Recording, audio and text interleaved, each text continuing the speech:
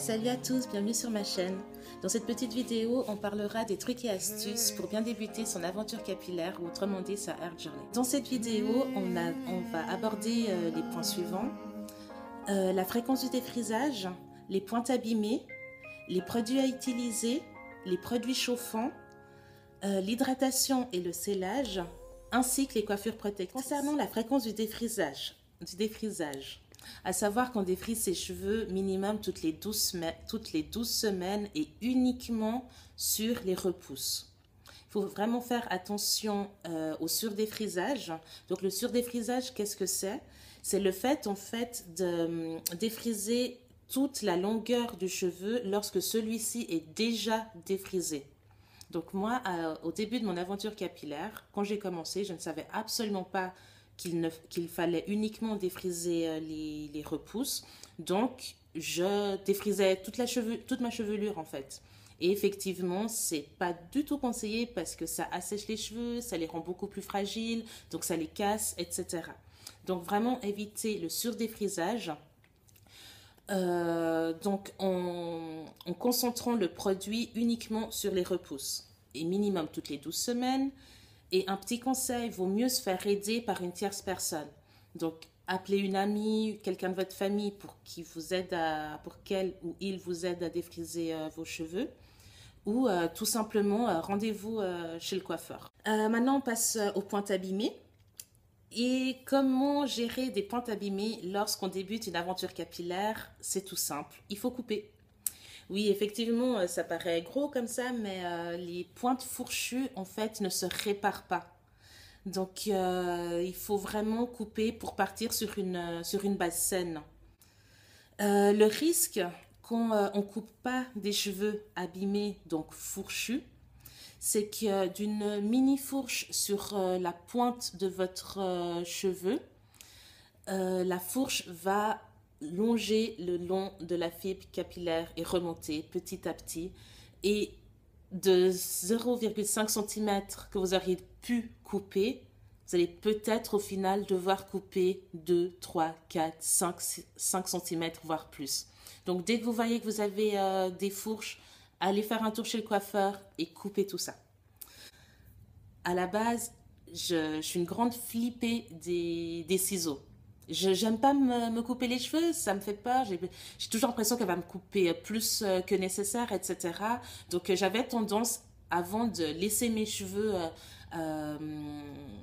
pousser, sans faire attention à mes pointes. Mais le risque, c'est que effectivement, à un moment donné, il a quand même fallu que je coupe mes cheveux et j'aurais vraiment pu éviter de couper énormément en m'y prenant assez tôt. Donc vraiment, coupez vos cheveux. Les produits à utiliser maintenant. Donc c'est tout simple, hein. Pour débuter une aventure capillaire, il n'y a pas besoin de grand chose. Il faudra un shampoing, un après-shampoing, une crème hydratante et des huiles végétales pour sceller l'hydratation. Mais pas de panique, je vais vous montrer tout ça.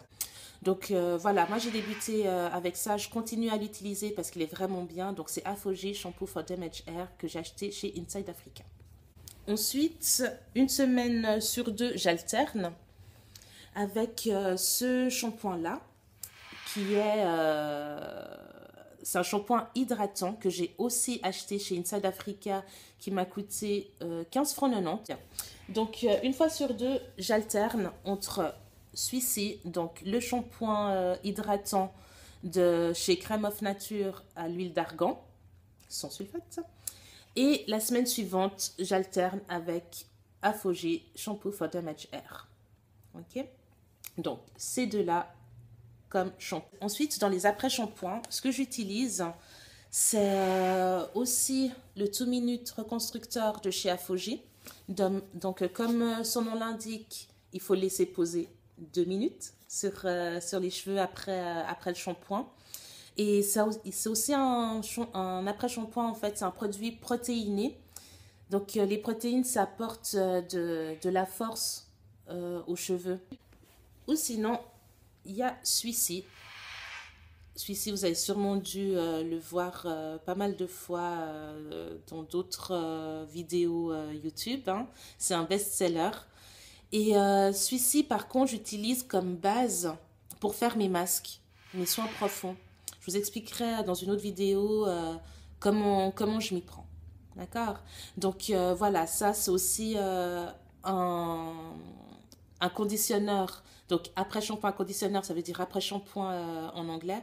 Donc c'est aussi un après-shampoing que j'affectionne particulièrement, qui est mi-protéiné, mi-hydratant. Enfin, celui-ci, je l'utilise uniquement quand j'ai des repousses qui datent d'un certain temps et que mes cheveux commencent à être difficiles à gérer. J'utilise celui-ci comme après-shampoing. Il est incroyable. Vraiment, c'est un après-shampoing qui est hallucinant. Il a la faculté de détendre mes racines et de les rendre douces, souples, mais c'est incroyable. Celui-ci, là, c'est mon best-seller, c'est mon préféré. Comme spray que j'utilise pour hydrater mes cheveux ou leur apporter de la force, il y a celui-ci. C'est Crème of Nature que j'ai acheté aussi chez Inside Africa. Donc, ici, il a l'huile d'argan. Il est aussi très très bien et ils sont incroyablement bons. Oh là là, ils sont vraiment bons et franchement, allez juste à Inside Africa pour le sentir. Mais vraiment, ils sont vraiment très très bons. Et celui-ci, je l'utilise une fois que j'ai fait mon shampoing, que j'ai mis mon après-shampoing, que mes cheveux sont plus ou moins secs, donc humides. Je vaporise ce produit sur l'ensemble de ma chevelure. Je démêle mes cheveux et je laisse pénétrer le produit comme ça, sans rien faire d'autre. Et c'est vraiment un produit très efficace que j'apprécie particulièrement. Et sinon, il vous faudra aussi une crème hydratante pour hydrater votre chevelure, donc sur cheveux secs ou cheveux humides. Donc une crème à utiliser quotidiennement ou tous les 2 jours, selon les besoins. Et moi, j'utilise le Cantu Shea Butter, le Leave-In Conditioner. Donc Leave-In Conditioner, c'est un soin après shampoing sans rinçage. Donc une crème hydratante qu'on peut mettre tous les jours.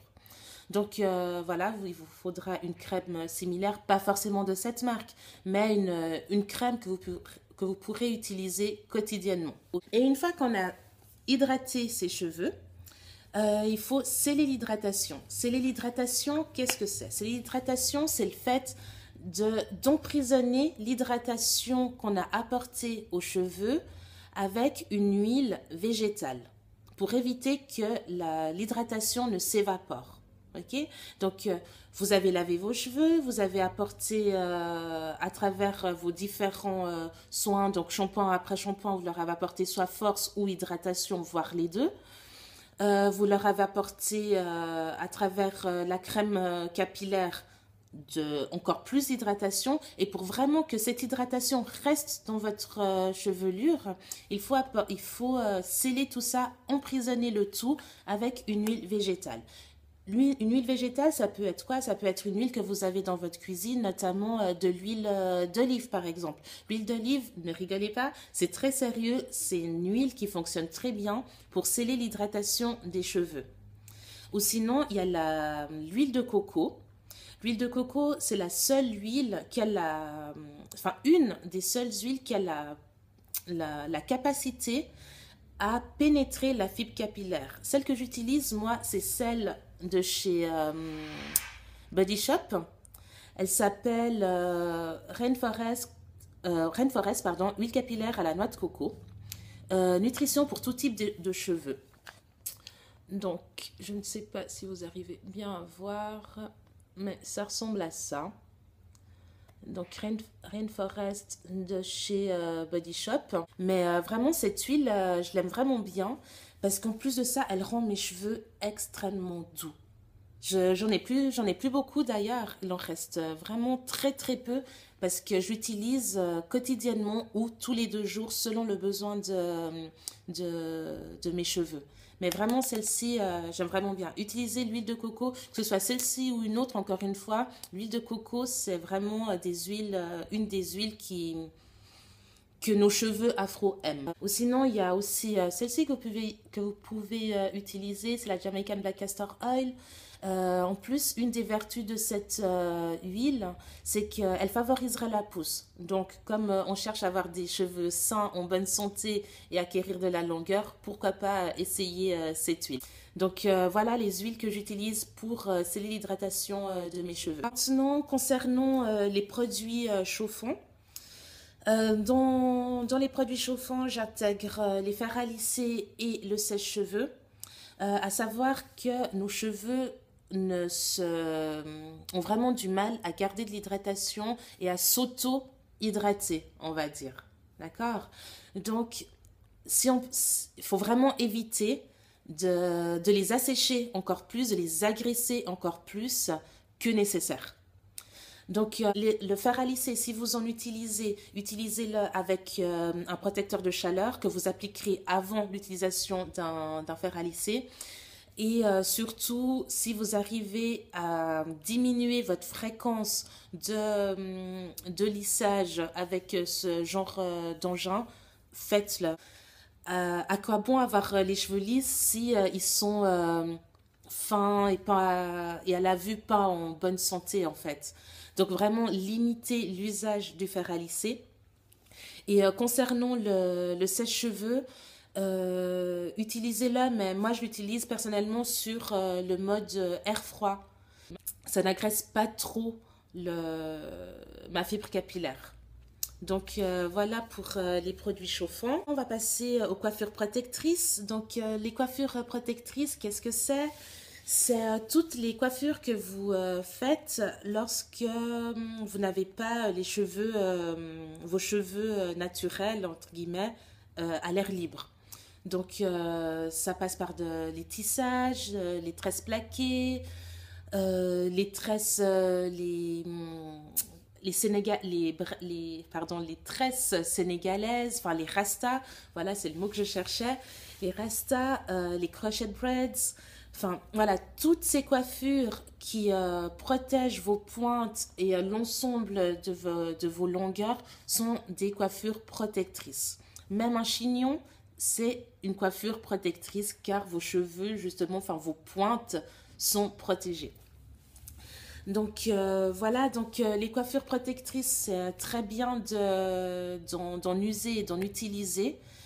Ça garde les cheveux en bon état, ça garde les cheveux enfermés et ça évite qu'ils soient agressés par les éléments extérieurs, notamment la pluie, le vent, le froid, nos petites mains qu'on a tendance à passer dans les cheveux. C'est aussi une agression. Le fait de toucher ses cheveux continuellement, c'est aussi une agression.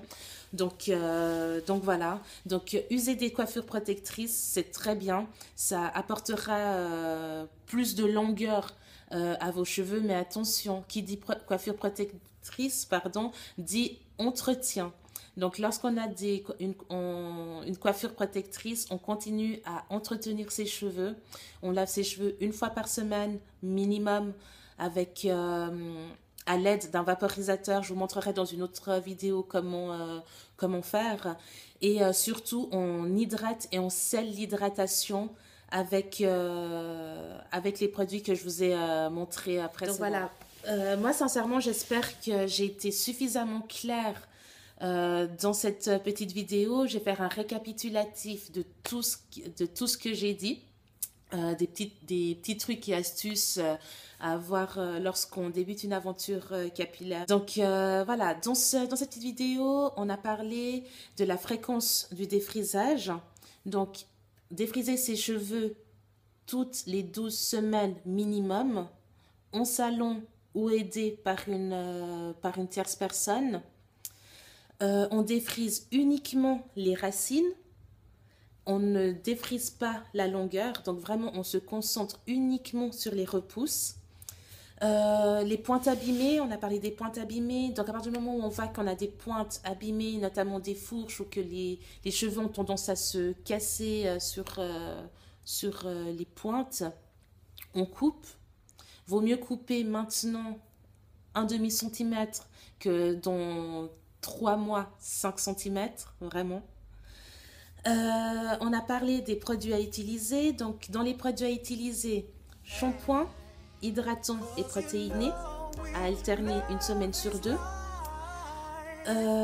Après shampoing, crème hydratante à utiliser quotidiennement ou tous les 2 jours selon les besoins des cheveux. On a parlé aussi des huiles à utiliser pour sceller l'hydratation et bien sûr des produits chauffants ainsi que des coiffures protectrices. Merci d'avoir regardé cette vidéo, je vous dis à très bientôt. J'espère que tous mes petits conseils vous seront utiles.